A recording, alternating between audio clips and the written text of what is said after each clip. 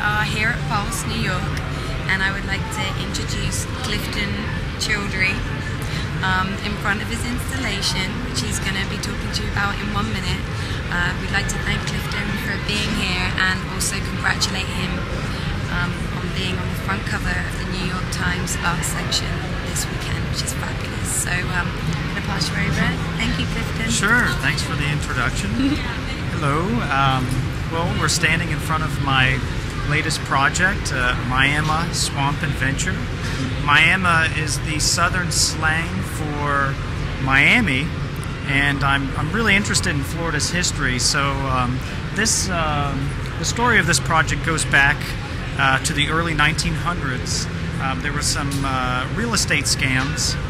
Well, probably they still exist now, but back then they were selling swampland in South Florida. So people from the north were purchasing lots of land, well, what they thought was land, coming down to South Florida and realizing it was a swampland.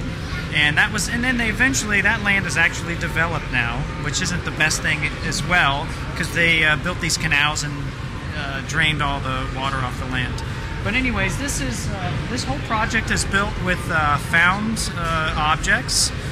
There's bulk trash in my neighborhood once a week, every Monday, and I'm like Sanford and Son. I drive around there with a truck full of junk, and what I look mostly for is decomposed material, wood, anything that excites me, and then the projects come out of this by chance, finding things that how can I use this in my projects? How does this affect the shape of the installation?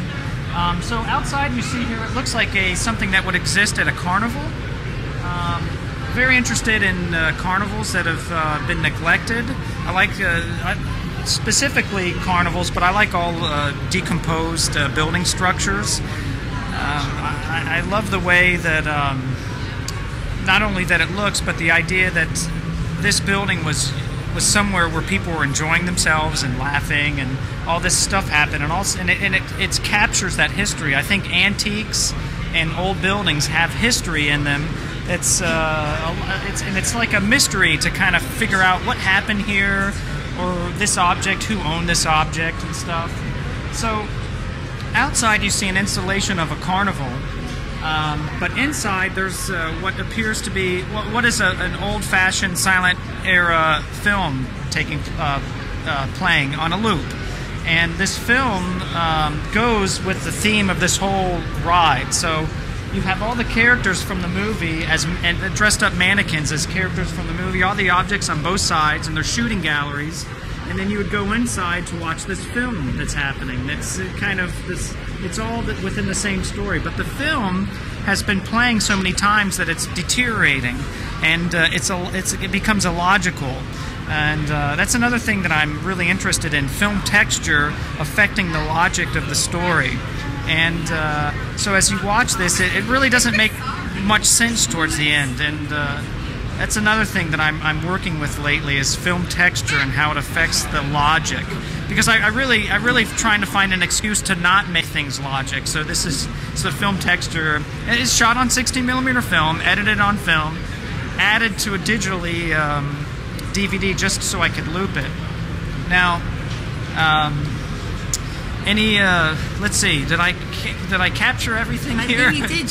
Should we go inside? Yeah, sure. Let's go inside. Great. It's kind of loud, so I'll try if I need to talk. So you come inside. It's already. Hey, look, it's packed, which is great. Oh, it is packed. It is packed. I'm like, I can't see. Fire hazard. I think you can try and go through. Yeah, you could go right through.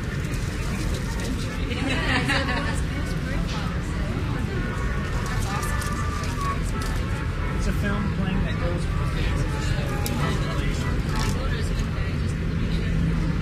Yeah, they'll come back. It's a 10-minute film.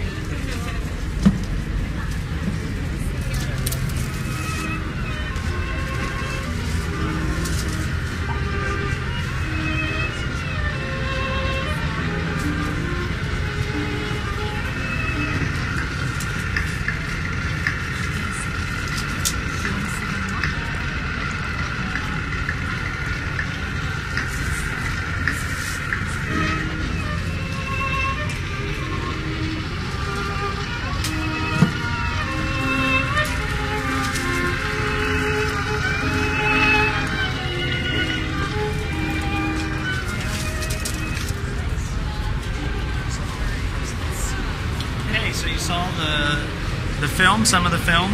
It's a 10-minute film that's looped, and this is my latest project that I built in my backyard. This was commissioned by Ernst Hilger Contemporary Gallery, specifically for this space, this 20 by 20 foot space. And I had this installation in my backyard.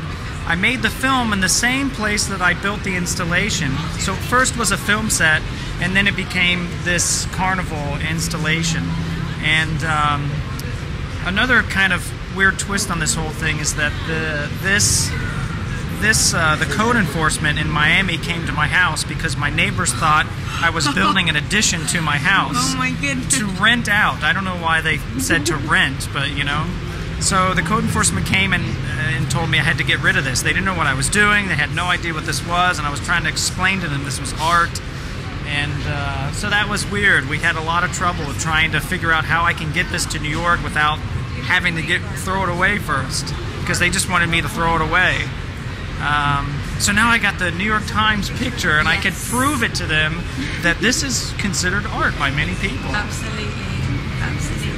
But thank you to Pols, thank you to Ernst Hilger for commissioning this.